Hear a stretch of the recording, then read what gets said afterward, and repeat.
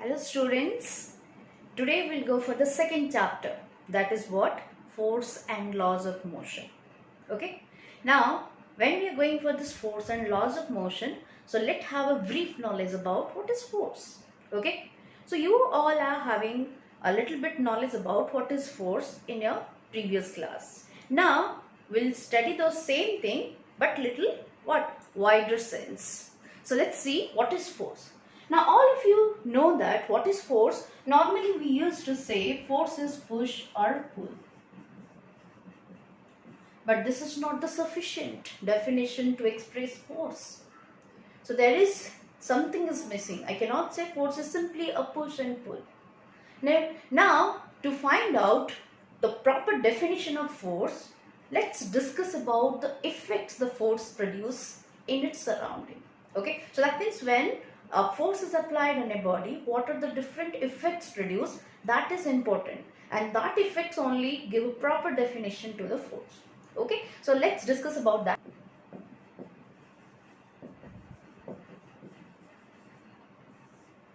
Okay, so now we'll go for different effects of force.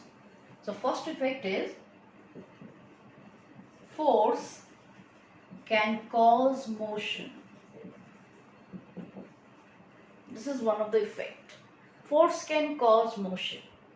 So you can understand what it is written. The statement is, that means it is producing the motion when it is applied on a body.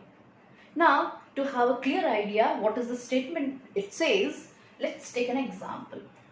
Let's suppose this is your playground, and at somewhere on the playground there is a football. Okay, so this is a football. Now you went and you have given a kick to this football. Now what is your observation? What you'll notice here? You will see that previously when you have not applied the kick, that time the football was at rest. But as you have given a kick to this football, you will see that the football start rolling. Or you can say rolling in the sense it start to motion. So that means its state of rest has now changed to the state of motion. Now here you can see that what is this kick actually? It is not a push, it is not a pull. Why I have given a kick here? So kick is also another form of force. So this is not only the push and pull is only called as the force. This kick which is given to this football can also be considered as what? That is a force which is given to this football, and due to this application of force, the football state is changed. Previously it was at the state of rest. Now it is changed to the state of motion. Okay, so this is the first effect. Now we'll go for the second effect. This is the second effect. Force can stop a moving body.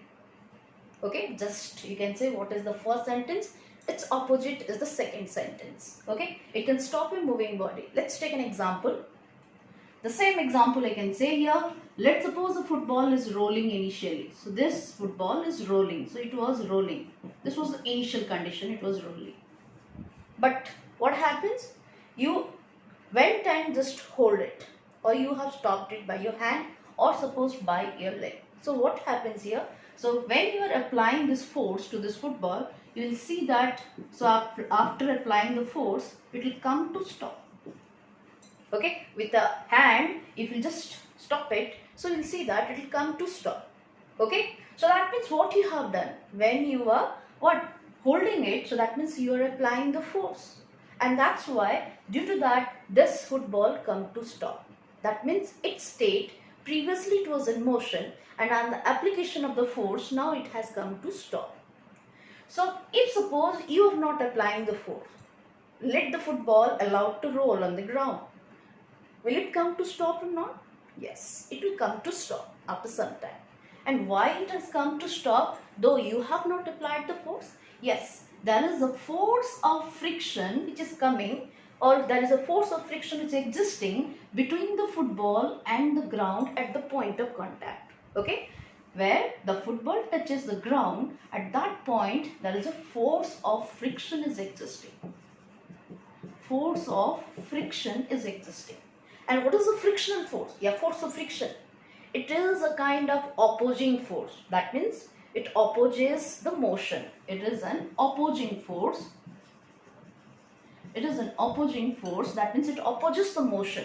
That means if the body was rolling in this direction, okay, so the motion of the body was in this direction, then the friction acts just opposite to it. Friction is denoted by the sign small f. So friction acts just opposite to it. Okay, so that means here you can say the friction between the ground and the football made the football to come to rest. Okay, let's suppose you all have played the carom. Okay, so you have seen that when you are hitting the striker, then what happens? After hitting to the any end of that board, it changes its direction. Or let's suppose you have taken a ball and throw to the wall. So when I'll throw that ball to the that wall, you will see that after striking this wall, it will deflect in different direction. Let's suppose this is the wall and a body, or suppose ball is thrown. So when you throw the ball, so after hitting at this point, then it will get deflected in any particular direction. It may come to this direction or it may come to this direction. So that means after hitting, it will come to different direction. Now, so see here what happened when we have thrown this ball to the wall. So the ball, when it is striking the wall, after striking, its angle is getting changed, or you can say its direction is getting changed. So that means here you can see that. So that means who is applying the force? The wall is giving it force, and due to this force, what happens? Its direction of motion has changed. Previously it was going in this direction. This is the direction of motion in the previous case. But after hitting the wall, it is now moving in this direction, or you can say moving in this direction. So this is one example which is showing that changing the direction of motion by applying the force. Okay, so that means when we apply the force, the speed of a body can change. It may increase or it may decrease. So that is called as a change. Let's suppose a body is moving. Suppose this is a roller. Suppose it is rolling on the ground, and now you are pushing it. Now when you push, what will happen? The speed of this roller, what will happen? It will increase. So that means if the roller was moving in this direction, in the same direction you are pushing the roller. So in that case, the speed will increase. Okay. So here what happens? On the application of push, suppose is nothing but your that is a force. And when the force is applied, it increases the speed of the body. Now the same example I will take here. Let's suppose this roller was moving in this direction. Okay. So it was rolling in this direction. This was the direction of its motion. But if you are just pulling it in this direction, suppose you are pulling it in this direction. So that is pulling in the sense you are applying a force.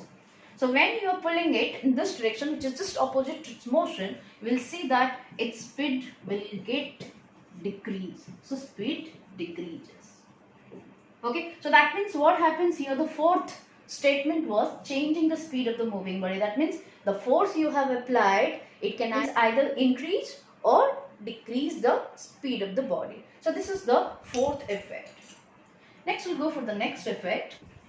It can change the shape and size of the body.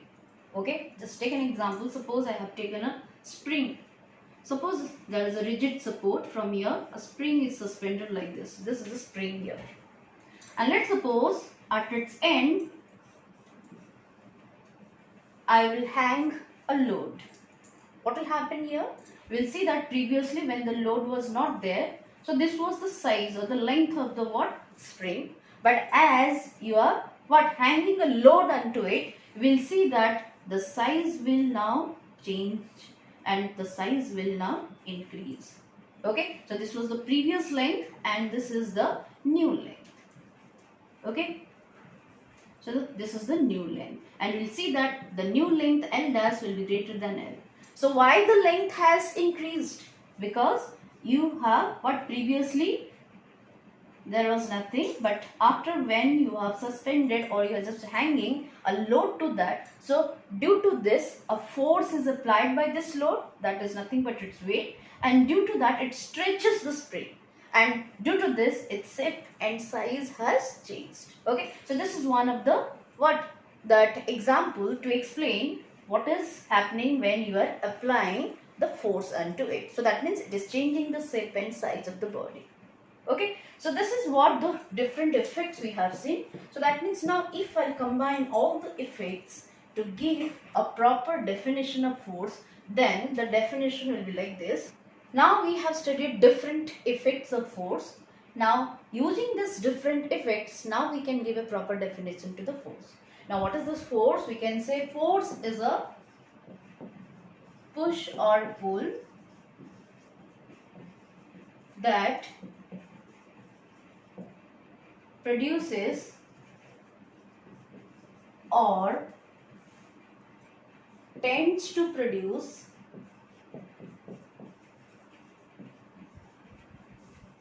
change in the state of rest, comma, in the state of motion,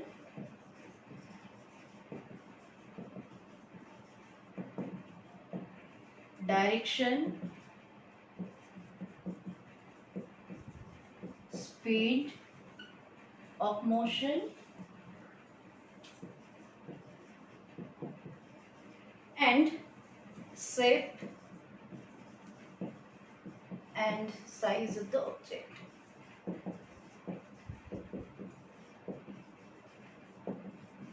Okay, so that is what force is. So what I have written here, just look at the statement.